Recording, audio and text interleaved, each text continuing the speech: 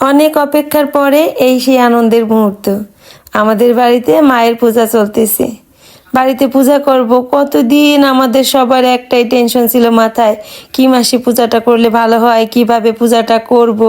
অবশেষে আমরা সব বোনেরা মিলে সিদ্ধান্ত নিলাম ডিসেম্বর মাসে বাচ্চাদের পরীক্ষা শেষ হয়ে যাবে, তারপরে পূজা করব। তখন সব বোনেরা একসাথে হইতে পারবো, কারো বাচ্চার পড়ালেখার চিন্তা থাকবে না, কয়েকটা দিন শান্তি করে বাড়িতে থাকতে পারবো, আনন্দ করতে পারবো। অবশেষে এই সেই আনন্দের সন্ধ্যা, আমাদের বাড়িতে মায়ের পূজা চলতেছে। আমি তো অনেক ব্যস্ত ছিলাম, আমি মন্দিরে পূজার কাজ করতেছি, এর মধ্যে হঠাৎ দেখি আমাকে ভালোবাসার একজন মানুষ আমাদের বাড়িতে আসছে। আমি তো তাদেরকে দেখে অবাক। এই যে দিদি আর দাদা আমাদের বাড়িতে পূজায় আসছিল। এই দিদি সবসময় আমার ভিডিও দেখে, আমার ভিডিওগুলো তার কাছে নাকি অনেক ভালো লাগে, আমাকে তার কাছে অনেক ভালো লাগে। এই ভালো লাগা ভালোবাসা থেকে সে আমাদের বাড়িতে পূজায় আসছিল। এজন্য আমার কাছে অনেক বড় কিছু পাওয়া। আর এই যে বাবুসোনার পাশে বসে আছে যে বাবুসোনার মা, সে কিন্তু আমার ছোটোবেলার সই। আমার সইও আসছিল আমাদের বাড়িতে পূজা দেখতে। এই মুহূর্তটা আমার কাছে অনেক অনেক মূল্যবান ছিল। আমাকে অনেকেই প্রশ্ন করেন আমি ফেসবুক থেকে এখনো পর্যন্ত কত ডলার ইনকাম করেছি। আমি এখনো পর্যন্ত তেমন ডলার ইনকাম করতে পারি নাই, কিন্তু এই যে দিদি আমার ভিডিও দেখে, আমাকে ভালোবাসে, আর সেই ভালোবাসা থেকে আমাদের বাড়িতে আসছে, এই যে আমি এটা পেয়েছি, এটা আমার কাছে অনেক বড় পাওয়া। অনেক আনন্দের ছিল এই মুহূর্তটা। সত্যি ওনারা আমাদের বাসায় আসছে, আমি যে কত খুশি হয়েছি এটা ভাষায় প্রকাশ করার মতো না। এজন্য আমার কাছে অনেক অনেক বড় কিছু পাওয়া। বাড়িতে একটা অনুষ্ঠান করলে সবাই আসলে কিন্তু অনেক ভালো লাগে। ওই সন্ধ্যাটা আসলে অনেক আনন্দের ছিল। ওইদিকে মন্দিরে পূজা চলতেছে, এদিকে ঘরের মধ্যে দেখেন কত আনন্দ। ওই যে আমার ছোট বোন সবাইকে খেতে দিচ্ছে, এই টেবিলে খেতে বসছে আমার মেজো বোনের শ্বশুরবাড়ির লোকজন সবাই। আমার মেজো বোনের 2 ননদ ছিল, শাশুড়ি ছিল, ভাগ্নে বউ ছিল, আমার বোন হচ্ছে সবাইকে খেতে দিচ্ছিল। আর এই যে এখানে আছে আমার 5 নাম্বার বোনের শ্বশুর, আমাদের মেয়েশো। এখানে কিন্তু খেতে দেওয়ার দায়িত্ব কিন্তু আরেকজনের উপরেও আছে, ওই যে আমার মেজো বোনের বর, সেই সন্ধ্যা থেকে সবাইকে খেতে দেয়। আর এইদিকে দেখেন তারা সব ভাইরা মিলে খিচুড়ি প্যাকেট করতে ব্যস্ত। এই কাজটা করতে কিন্তু আমাদের বাড়ির বাচ্চারা সবাই অনেক পছন্দ করে। আর ওইদিকে আমাদের শ্যামা বুড়িও কিন্তু কাজে ব্যস্ত, সেই টুলটা নিয়ে একবার বাইরে যেতেছিল, ঘরে আসতেছিল। আর ওইদিকে আমার ছোট বোন বলতেছিল বড়দি ভিডিওটা ভালো করে নিও, আমি কিন্তু কাজ করতেছি। আর এইদিকে এই যে আমার 5 নাম্বার বোনের শাশুড়ি, তখন সে সাজুগুজু করবে, রেডি হচ্ছিল। আর এই যে এই বেচারা সারাদিন উপবাস করে আছি, ক্লান্ত, তার বর কখন আসবে সেই অপেক্ষায় আছে। আর এইখানে আমার পিসিমা সবার সাথে গল্প গুজবে ব্যস্ত। আসছিল আমাদের এক ভাস্তি, ওই যে ভাস্তির মেয়ে, এই যে আমাদের এক পিসি, আমি সবাইকে ক্যামেরা বন্দি করে রাখছি। আর এই যে হচ্ছে আমার বোনের দেবর, তো সবাইকে একটু একটু করে ক্যামেরা বন্দি করে রাখছি।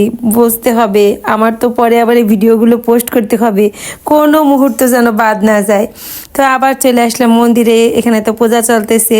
আর এই যে পূজা হচ্ছে প্রায় শেষ, এখন আরতি চলতেছে। আরতিটা আমাদের সবার এত ভালো লাগছে। ওই যে বললাম পূজা করছি কিন্তু আমার বড় ছেলের বন্ধু, ওরা আরতি করাটা আমাদের সবার অনেক ভালো লাগছে। পূজাটাও এত সুন্দর করে করছে ওরা 2 ভাই মিলে, আমরা সবাই ওদের পূজা দেখে মুগ্ধ, খুব ভালো লাগছে। আর এই তো পূজা প্রায় শেষের দিকে, তখনও কিন্তু আমাদের বাড়ির 2 জামাই আসে পৌঁছায় নেই।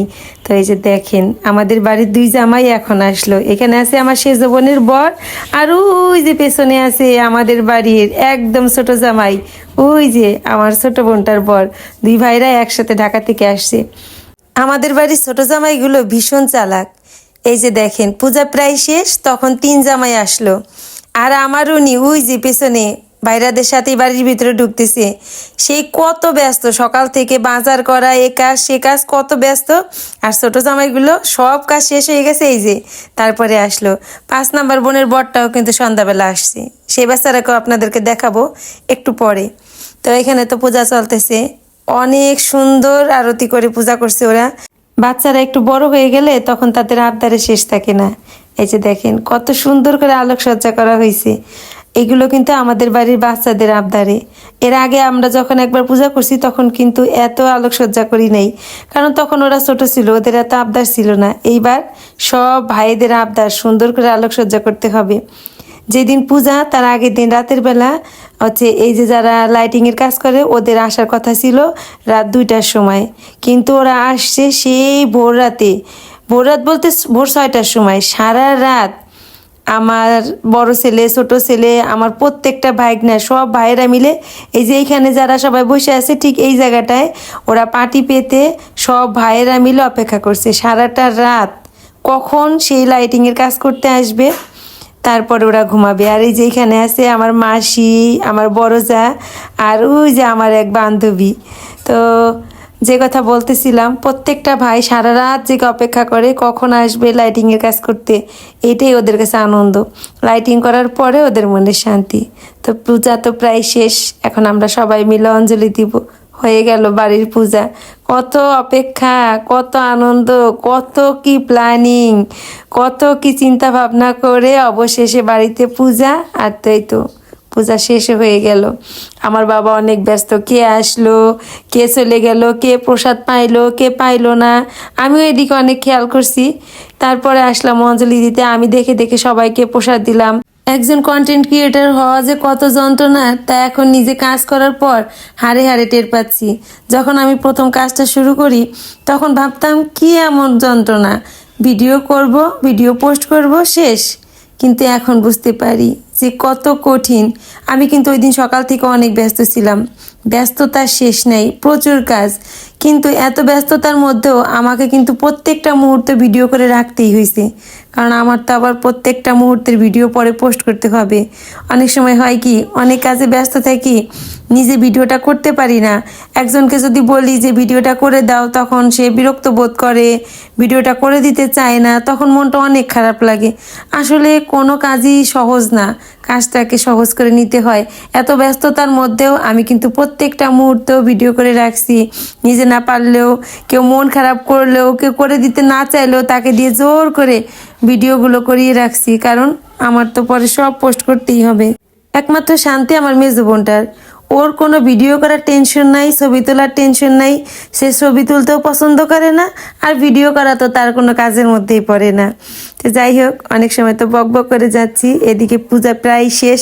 আমাদের বাড়িতে হচ্ছে জায়গা একদম কম, অল্প একটু জায়গার মধ্যে আমরা পূজা করি, কেউ তেমনভাবে ঠিক মতো দাঁড়াইতেও পারে না। যারা আসছিল অনেকেই অনেক কষ্ট করে দাঁড়িয়ে থেকে পূজা দেখে গেছে, কি করব, অল্প একটু জায়গা তো। তা আমরা তো এদিকে সবাই অঞ্জলি দিচ্ছি, পূজা প্রায় শেষ। এদিকে দেখেন আমার বড় ছেলের বন্ধুরা কেউ এই ভিতরে জায়গা পায় নাই, ওরা কি করছে, ভেতরে জায়গা না পেয়ে এই যে দেখেন ওরা কোথায় উঠছে, ওই যে সিঁড়ির উপরে অল্প একটু ফাঁকা জায়গা, ওইখানে দাঁড়ায় আছে, ওইখান দিয়ে ওরা মুখটা বের করে দিয়ে পূজা দেখতেছে। আমি ওই মুহূর্তটা ক্যামেরা বন্দি করে রাখছি। আমার যে কি হাসি পাইছে ওদেরকে দেখে। বেচারারা কি করবে, এইখানে জায়গা পায় না, আমরা মা মাসিরা সবাই এইখানে, যার কারণে ওরা ওইখানে দাঁড়াইছে। আর এই তো পূজা শেষ, দুই ভাই মিলে পূজা করছে। ওদের পূজাটা আমাদের এত ভালো লাগছে, এই যে ওরা দুই ভাই মিলে পূজা করে, দুই ভাইয়ের পূজাটা খুব ভালো লাগছে আমাদের। আর ওই যে দেখেন ওরা ওইখানে দাঁড়াই দাঁড়াই শান্তি জলটা নিল। তো পূজা শেষ হয়ে গেল, আমাদের সবাইকে যজ্ঞের ফোঁটা দিয়ে দিল। যজ্ঞের ফোঁটা দিয়ে আবার আমরা সবাই ব্যস্ত হয়ে যাই অনেক কাজে। পূজা শেষ হয়ে যাওয়ার পর তো কাজের শেষ নেই, সবাইকে প্রসাদ খেতে দিতে হবে, ঘরে ওইদিকে সবাই খাওয়া দাওয়া করতেছিল, অনেক কাজ। তো যজ্ঞের ফোঁটা দিয়ে সবাই আবার ব্যস্ত হয়ে পড়লাম। আর এইদিকে আমাদের বাড়ির 5 নাম্বার জামাই চলে যাবে, তা নিয়ে সবার অনেক ব্যস্ততা।